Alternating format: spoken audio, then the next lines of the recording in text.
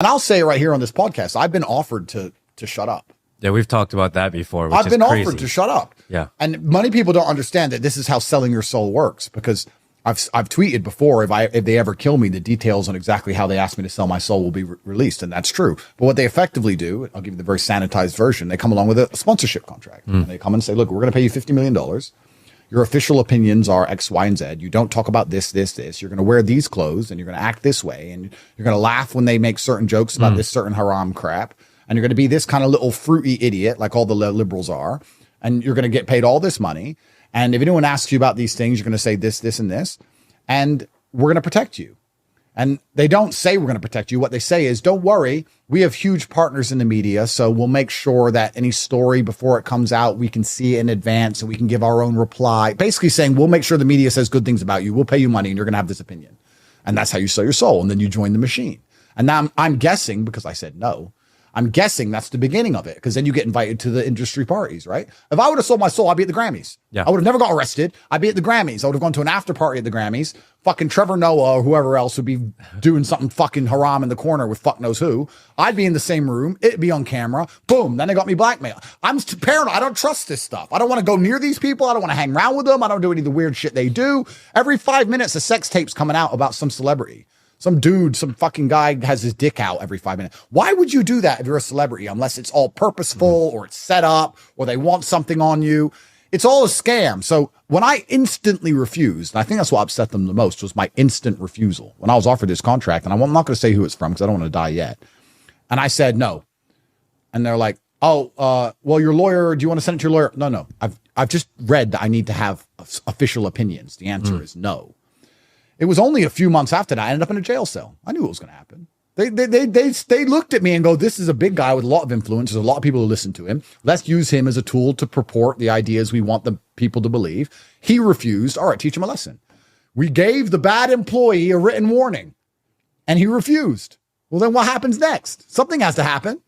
And if you're at home thinking that you can become massively influential and not have the attention of these people or offers like that, then you're not very smart on how the world works. If you get big enough, they're going to come to you, sir. I'm warning you. If you get big enough, they're going to come to you and they're going to offer you a whole bunch of money and you can take it and you'll be okay. Or you can stick to your principles and your morals and you'll suffer. Yeah, they've asked me to, can you talk about this? Can you talk about this? We'll pay you this much, talk about this issue or talk about this issue. And even if it's something I agree with, I can't say yes to any of it because I know if you say yes one time, it's never going to end. You know, you can't say yes and then all of a sudden say no. So it's just not possible. Well, let's tie this back into what I was saying about how they were threatened by my masculinity and the fact I teach masculinity. What type of person will reject money and reject his own personal financial gain for his morals? A man. Only a man will do that. I will argue now that weak men and women would be far more likely to take the cash for their own selfish interests. Only a man stands up and says, no, this is wrong, so I disagree. Because men have been like this since the dawn of time. Women and children first on the lifeboats. I'm a man, I will suffer, it is my job. So I sat there and said, no, my sanity is not for sale, sir. I reject your $50 million. I don't need it anyway because I'm not a peasant and I'm not going to listen to you. And they couldn't believe it because most people in my position, if I was a girl and of course, I'm not being misogynistic. I'm just talking in generals. If I was a chick and they came along and some makeup brand offered me a bunch of money and like, oh yeah, and you have to, for this episode, you have to do a pro-transgender episode or a pro-LGBT episode because it's Pride Week and here's all your money and you're part of our makeup brand. She'd be like, okay. She wouldn't even realize how far down the psyop she is. She wouldn't even realize what she's doing. Only me as a man sat there and saw exactly what it was. This is a bribe. You are attempting to bribe me.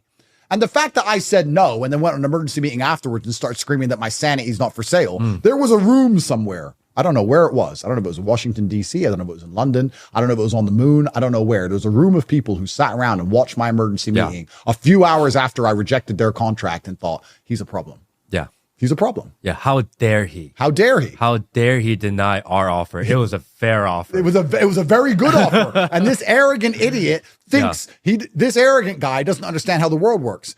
The thing is, I did understand. Yeah. That's what they don't get. I did know how the world works, which is why I started saying they're going to put me in jail, which is probably frustrates them even more that I'm not scared of them. I understand where this ends, and I'm going to do it anyway.